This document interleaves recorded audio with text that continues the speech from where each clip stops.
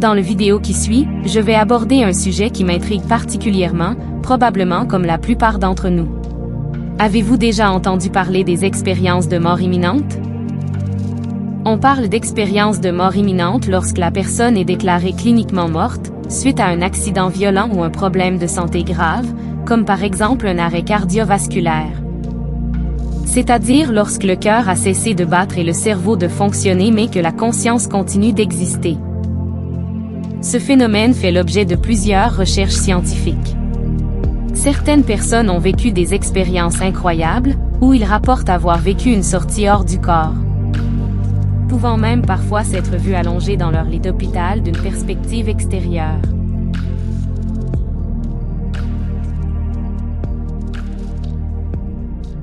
Certaines sont même capables de décrire en détail tous les soins qu'ils ont reçus, alors qu'ils étaient supposément morts.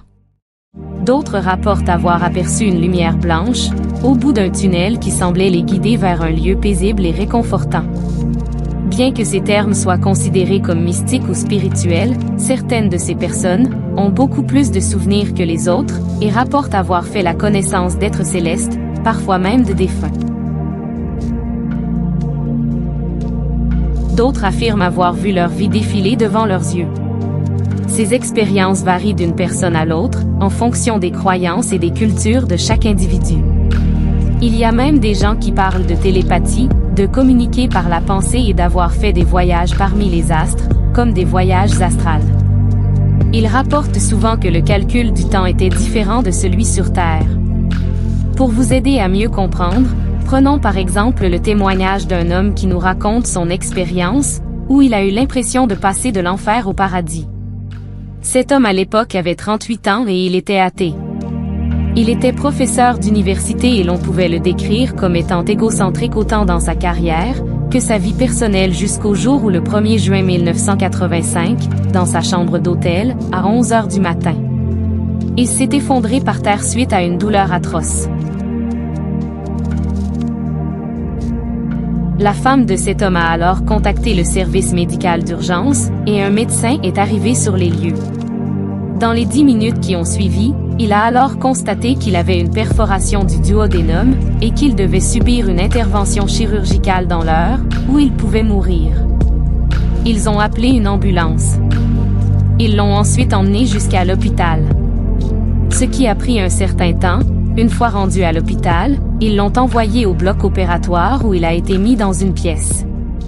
Il n'y avait malheureusement aucun chirurgien disponible, alors pendant les 10 heures suivantes, il n'a vu aucun médecin et il n'a reçu aucun médicament contre la douleur.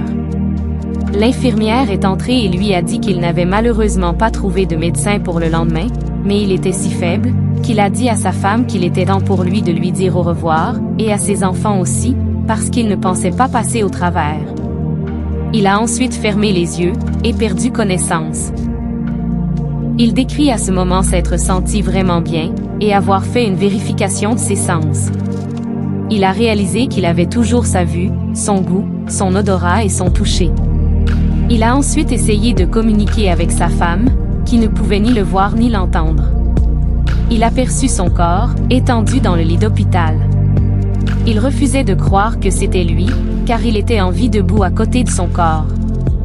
Il ne comprenait pas ce qui était en train de se produire, il était en colère et confus. C'est à ce moment qu'il a entendu quelqu'un appeler son nom, à l'extérieur de la pièce. Cette personne disait « Nous devons y aller, t'es prêt ?» Il aperçut un couloir sombre, et des personnes qui se tenaient hors des rayons de lumière venant de la pièce. Il était donc dans l'ombre. Il leur a alors dit « Je suis malade, j'ai besoin d'un médecin, je dois me faire opérer. » Ils lui ont répondu « Nous savons tout de toi, nous t'attendons depuis longtemps. Il est temps que vous veniez avec nous. » Il a alors quitté la chambre et ils l'ont emmené faire une très longue marche. Un voyage où il n'y avait aucun escalier. Il se tenait dans une pièce sombre sans montée, ni descente qui n'avait pas de plafond. Il a vite réalisé qu'il faisait de plus en plus sombre pendant ce voyage. Les gens qui étaient avec lui ont cessé de bien se comporter et ont commencé à faire des remarques grossières à son sujet. Cela devenait effrayant, il se trouvait dans l'obscurité totale. Il était un grand groupe, une centaine environ. Il a arrêté de bouger et est resté avec eux. Ils lui ont dit: tu dois y aller, tu n'es pas encore arrivé. Il a dit: non, je veux retourner d'où je viens. Ils ont ensuite commencé à le bousculer, à le frapper. Il ripostait, donnait des coups de pied, mais ils lui rendaient sans cesse pour le détruire.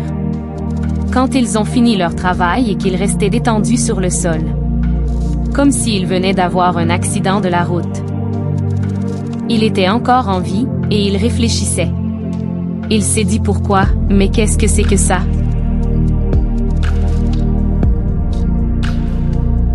Où suis-je?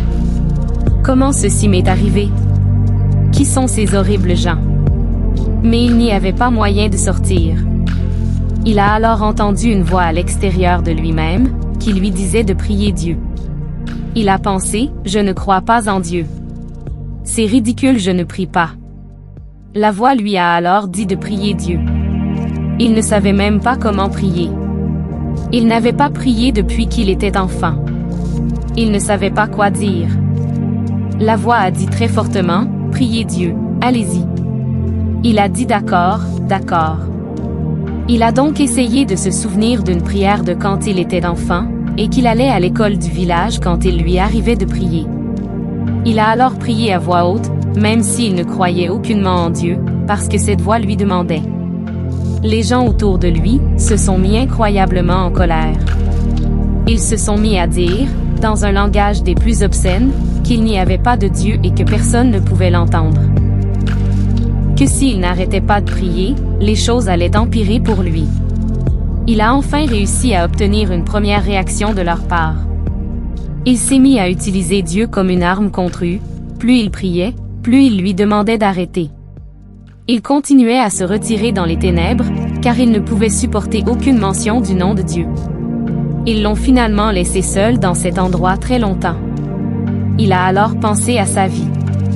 Ce qu'il avait accompli pour un homme de 38 ans.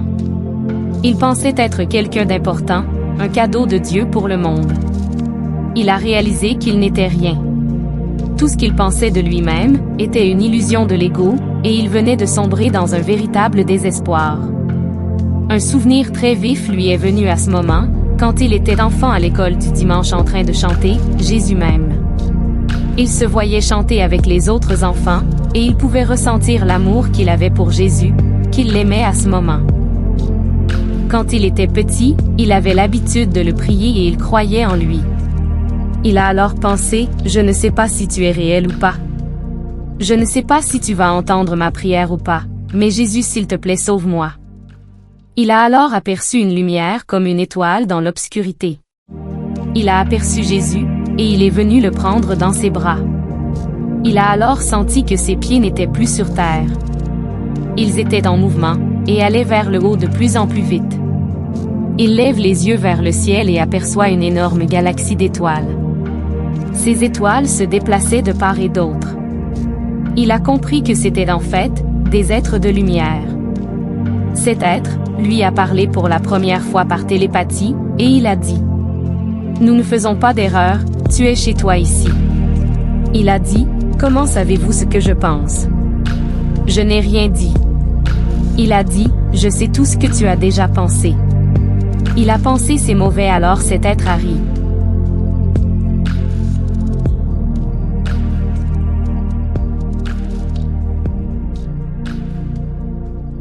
Il lui a dit: il y a des gens que je veux que tu rencontres. Il a appelé des êtres de lumière, qui lui ont montré sa vie. De l'enfance à l'adolescence, où tout a dérapé. Il a vu à quel point il était devenu égoïste, et qu'il avait blessé beaucoup de personnes. Il voulait lui montrer qu'il pouvait être une personne aimable et gentille. Il lui a dit qu'il devait retourner sur terre. Il est alors revenu dans ce corps, dans la douleur. Une infirmière est entrée dans la chambre à 21h. Une demi-heure après l'avoir quitté pour le préparer à l'opération. Quand il s'est réveillé de l'opération, il savait que la chose la plus importante de sa vie lui était arrivée, et que ça allait changer sa vision de la vie pour toujours. Ne serait-ce pas formidable de croire en une telle forme d'existence après la mort? Une existence mieux que celle que nous connaissons ici sur Terre. Ne serait-ce pas rassurant de savoir qu'il y a bel et bien autre chose après. Que nous avons peut-être une chance d'éviter le néant. Selon moi, cela porte à réfléchir au fait que la vie est courte, et qu'il faut se poser les bonnes questions pendant que nous sommes ici. Nous devons faire le bien, et non le mal car tout peut finir par nous rattraper. Un groupe de scientifiques qui étudiait le phénomène depuis plusieurs années, sur des personnes qui étaient en état de mort imminente alors qu'ils étaient branchés pour faire des tests, ont réussi à prouver que la conscience était bel et bien séparée du corps, et qu'il y avait toujours de l'activité quelques minutes après la mort, mais ils ne savent pas si cela s'estompe par la suite. Certains scientifiques cherchent à expliquer ce phénomène par des hallucinations dues aux médicaments ou à l'état du patient. Dans ce cas-ci, c'est un peu différent car il n'avait reçu aucun médicament. D'autres pensent que cela pourrait être dû à un manque de sérotonine. Une des hypothèses les plus répandues est que ces vécus sont le résultat de mécanismes physiologiques générés dans le cerveau lorsque la vie du corps est menacée. Par exemple, diverses recherches ont démontré que le manque d'oxygène peut provoquer une perte de conscience, de la confusion, de la désorientation spatiale, des hallucinations et un sentiment d'absenteur. Ces symptômes peuvent provoquer la sensation de quitter son propre corps. L'espoir d'une autre forme de vie après celle que nous connaissons ici continue d'habiter plusieurs êtres humains. Il est évident que tout cela demeure des questions sans réponse car il n'y a aucune certitude, mais pour ma part j'aime y croire et aussi m'y intéresser car je suis une personne très spirituelle. Et si nous n'arrivions simplement pas à le déterminer en étant ici sur Terre car nous n'avons aucun outil nous permettant de le faire? J'espère que cela vous a aidé à mieux comprendre le phénomène de mort imminente.